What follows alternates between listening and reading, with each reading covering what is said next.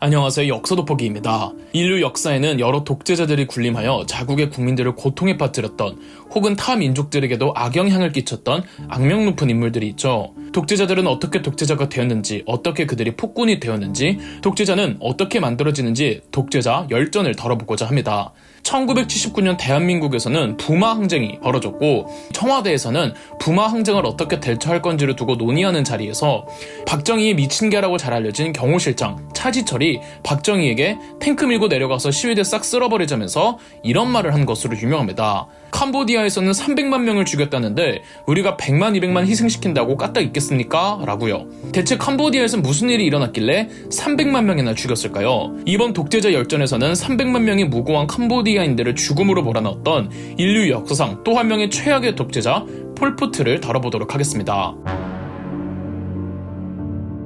캄보디아는 베트남처럼 프랑스의 식민지였습니다. 2차 세계대전이 끝나고 식민지 보유는 구시대적인 유산이라며 한때 제국주의 국가들이 식민지들을 하나둘 뱉어냈는데 제국주의 국가들도 2차 세계대전 때의 패전국이 있고 승전국이 있지 않겠습니까? 우리 한국을 식민화한 일본은 패전국이었기 때문에 강제적으로 식민지들을 포기해야만 했지만 승전국에 속하는 프랑스의 경우 동남아에 있던 식민 국가들을 뱉어내기 아까워했습니다. 캄보디아는 식민 지배를 받고 있어도 상징적으로나마 캄보디아의 국왕이 존재했는데 당시 캄보디아의 국왕이었던 시아누크 국왕은 미국 언론사들을 부추겨 승전국들의 제국주의적 만행을 규탄하도록 했고 동남아 내 반프랑스 게릴라군을 지원해주며 강력한 독립의 의지를 표명했습니다. 결국 프랑스는 캄보디아의 완전한 독립을 승인하기로 하였고 1953년 캄보디아는 독립했습니다. 그리고 이때 프랑스가 베트남이랑 1차 인도차이나 전쟁 중이어서 동남아에 대한 부담감이 상당했거든요. 캄보디아 독립 이듬해 1954년 인도차이나 전쟁에서 패배한 프랑스는 베트남, 라오스, 캄보디아 등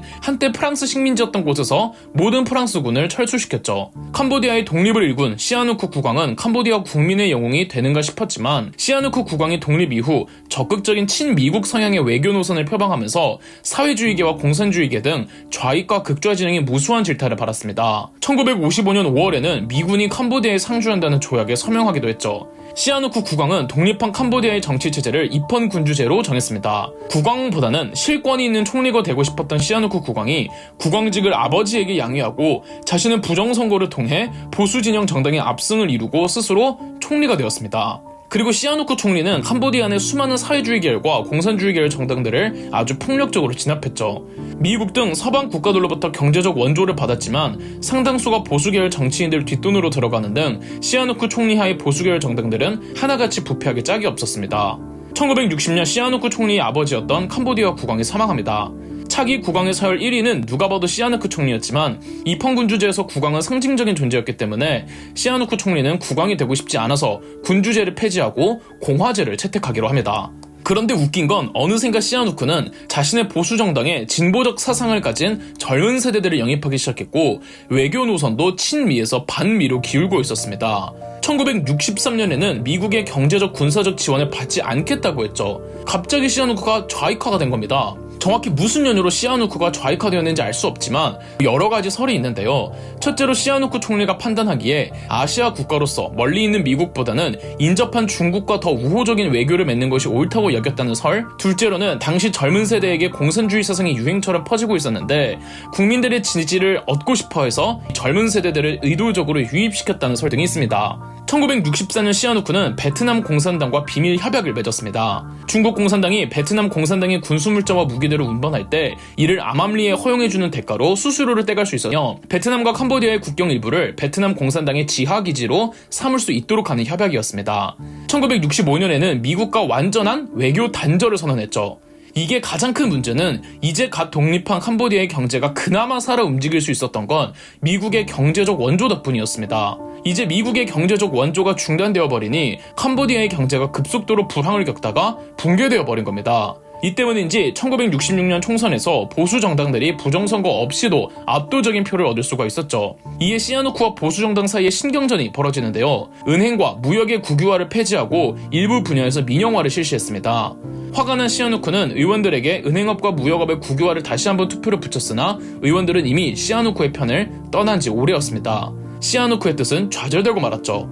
정치기뿐이 아니었습니다. 당시 60년대 후반의 베트남 전쟁이 한창이었는데 미군의 폭격기가 어마어마한 소위탄 폭격을 퍼부으면서 당연하게도 베트남과 붙어있는 캄보디아에도 피해가 갈 수밖에 없었는데 캄보디아인들이 화염 속에서 죽어가는 동안 영화 광이었던 시아누크는 자기를 주인공으로 한 영화 제작에만 신경을 쏘느라 민심도 개판이 났죠. 전체적으로 어디에도 자기 지지 기반이 없다고 여긴 시아누크는 1969년 12월 자신이 제작하던 영화 황혼 개봉 후 1970년 1월 프랑스로 망명을 가버렸습니다. 캄보디아 정계를 장악한 보수 정당은 공식적으로 시아누크의 탄핵을 선언하고 1970년 10월 보수 내각의 정부인 크메르 공화국을 출범시켰습니다. 대통령은 론놀이었습니다. 1970년에서부터 75년까지 약 5년간 보수 정부였던 크메르 공화국은 시아누크의 잔재를 모조리 청산하고 캄보디아의 무장 공비대과 캄보디아로 세력을 확장시키려는 베트남 공산당들을 상대로 거침없는 전쟁을 벌였습니다. 캄보디아에서는 지역 갈등도 심했는데요. 수도였던 푸놈펜에서는 과거 시아누크의 독재 시대에 대해서 염증을 알았던 분위기 때문에 반공사상과 보수적 성향이 극도로 치달았습니다. 반면 수도 푸놈펜을 제외한 각 지방에서는 캄보디아 공산당의 적극적 선전 활동 때문에 공산화되어 갔죠. 지방에서 캄보디아 공산당을 꺼려 했던 사람들은 모두 수도 푸놈펜으로 몰려들었고요. 시아누크는 저우원라이의 초청으로 중국에 있으면서 중국에서 캄보디아 공산당으로 하여금 수도 푸놈펜으로 진격해 크메르 공화국을 무너뜨리라는 선전 활동을 펼쳤습니다. 1973년 미국이 베트남 전쟁에서 빠지기로 합니다. 아직 베트남 전쟁이 끝난 건 아니었지만 미국이 없어진 이상 남은 싸움은 베트남 공산당에겐 식은 죽 먹기였고 다소 숨을 돌릴 수 있게 된 베트남 공산당은 캄보디아 공산당을 지원해 주었습니다. 1974년이 되면 캄보디아 공산당과 일부 베트남 공산당의 연합 세력이 수도 푸놈펜을 제외한 캄보디아 전체를 다 삼킨 상태였습니다. 시아누크는 캄보디아 공산당을 크메르 루주라고 명명했죠. 크메르 루주의 군대는 푸놈펜까지 진격하며 푸놈펜을 포위하였고 푸놈펜을 둘러싼 공방은 약 1년이 이어졌는데 결국 1975년 4월 17일 크메르 루주가 푸놈펜에 입성하며 캄보디아의 보수 내각 정부였던 크메르 공화국을 무너뜨렸죠. 대통령이었던 론놀은 미국 대사와 함께 미국으로 도망가죠. 1970년 크메르 공화국 출범 이후부터 1975년 크메르 루주의 푸놈펜 입성까지 미국 크메르 공화국 때 캄보디아 공산당, 중국 공산당, 베트남 공산당의 전쟁을 캄보디아 내전이라고 합니다. 아니 그런데 이 영상의 주인공인 폴포트는 언제 등장하느냐고요? 그동안 너무 꽁꽁 숨겨두고 있었죠. 캄보디아 내전 동안 캄보디아 공산당의 상징적 존재는 시아누크이기는 했지만 시아누크는 캄보디아에 없었기 때문에 그 영향력은 미비했고 캄보디아 내전 동안 실질적으로 크메르 루주군을 이끌며 캄보디아 내전을 수행했던 사람이 바로 폴포트였죠. 캄보디아 내전의 승리로 이끈 폴포트는 스스로 서기장이 되면서 공산권 국가인 크메르 루주 정권을 수립했습니다. 폴포트의 본명은 살롯사였습니다. 살롯사는 부유한 농부 집안에서 태어나 학창시절을 나름의 엘리트 교육을 받으며 지내왔습니다. 학생 시절 살롯사는 다방면에서 박학했지만 특히 불어에 능통했다고 합니다.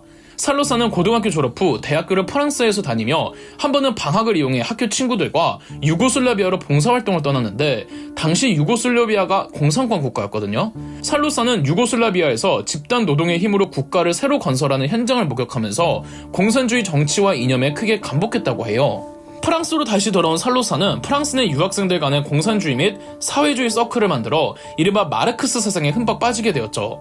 프랑스 유학을 마치고 캄보디아로 귀국한 살롯사는 캄보디아 공산당에 입당했고 게릴라전을 수행하기도 했습니다.